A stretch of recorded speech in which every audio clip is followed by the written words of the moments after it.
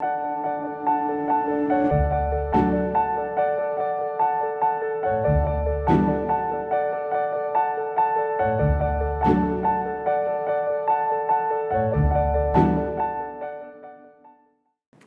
name is Gavin Schmidt. I'm a climate scientist and director of the NASA Goddard Institute for Space Studies here in New York City. People talk about what's going to happen often in terms of degrees Celsius, 3 degrees, 4 degrees, 5 degrees Celsius warmer. But quite frankly, people don't really understand what that means. Temperatures in this room fluctuate, by a couple of degrees since we're sitting here, giving off our own heat.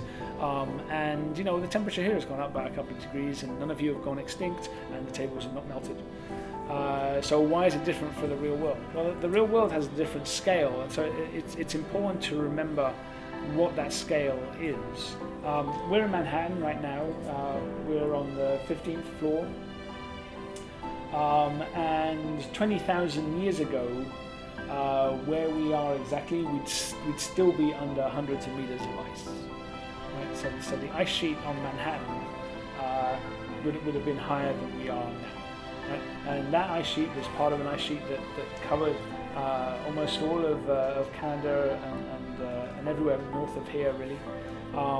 And it finished in Brooklyn. So if any of you have been to Prospect Park and you're looking down Prospect Park, and kind of halfway down there's some little hilly bits, that's the terminal moraine of the last glacial maximum ice sheet. And that was 20,000 years ago, right? So 20,000 years ago, where we were now was in the middle of the ice, right? Even if we're on the 15th floor here.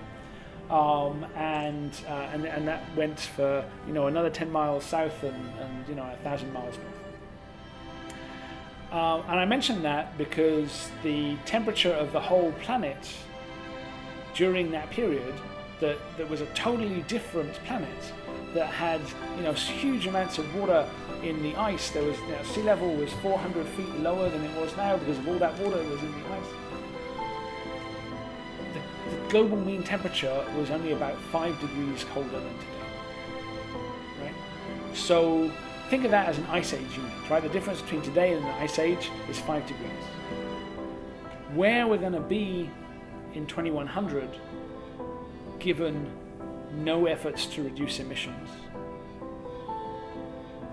is about 5 degrees, is about one ice age unit. So we would be in 2100, as far away from today as we are from the ice age.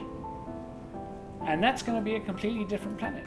It's a planet with different ecosystem zones. It's a planet with different sea level. It's a planet with different crops and infrastructure needs, and everything is going to be different. And I don't know exactly how different that's going to be. But that's the scale that we're talking about. We're not talking about a small perturbation on what we've got now. We're talking about a completely different situation.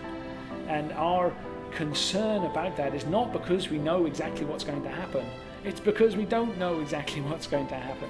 And yet we are kicking the system in ways that previously only geology has kicked that system.